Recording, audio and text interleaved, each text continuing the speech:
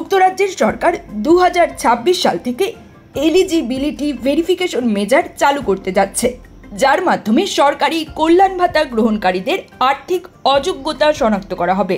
তবে এই ব্যবস্থায় department for work and pensions সরাসরি কোনো উপকারভোগীর ব্যাংক অ্যাকাউন্টে প্রবেশাধিকার পাবে না কিংবা তাদের খরচের ধরন পর্যবেক্ষণ করতে পারবে না।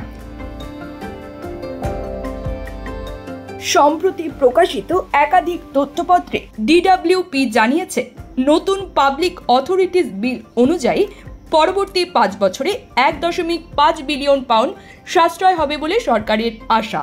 এই বিলের অধীনে ডিডব্লিউপি নতুন কিছু ক্ষমতা পাবে, যেমন বারবার জালিয়াতির দায়ে দণ্ডিতদের জন্য 2 বছর পর্যন্ত গাড়ি চালানোর উপর নিষেধাজ্ঞা, ব্যাংক হিসাব থেকে সরাসরি পাওনা অর্থ আদায়ের ক্ষমতা এবং তৃতীয় পক্ষের মাধ্যমে ভাতা জালিয়াতি শনাক্ত করার পদ্ধতি।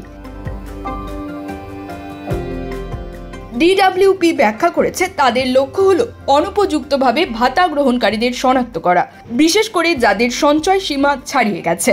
এই প্রক্রিয়ায় ব্যাংক ও আর্থিক প্রতিষ্ঠানগুলো নির্ধারিত কিছু তথ্য ডিডব্লিউপি কে সরবরাহ করবে, তবে গ্রাহকের লেনদেনের বিস্তারিত তথ্য শেয়ার করা হবে না।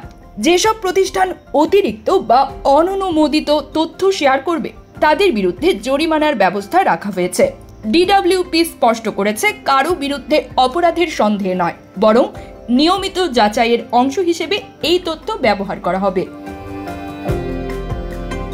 এছাড়া সরকার ঘোষণা করেছে, অপরাধ তদন্তে সার্চ ও সিজার ক্ষমতা, পূর্বে ভাতা নেওয়া কিন্তু ফেরত না দেওয়া ব্যক্তিদের কাছ থেকে অর্থ আদায়, ব্যাংকগুলোকে সন্দেহজনক লেনদেন শনাক্ত করতে বাধ্য করা এবং ভবিষ্যৎ জরুরি অবস্থায় জালিয়াতি ঠেকাতে বিশেষ অস্থায়ী ক্ষমতা চালু করার পরিকল্পনা।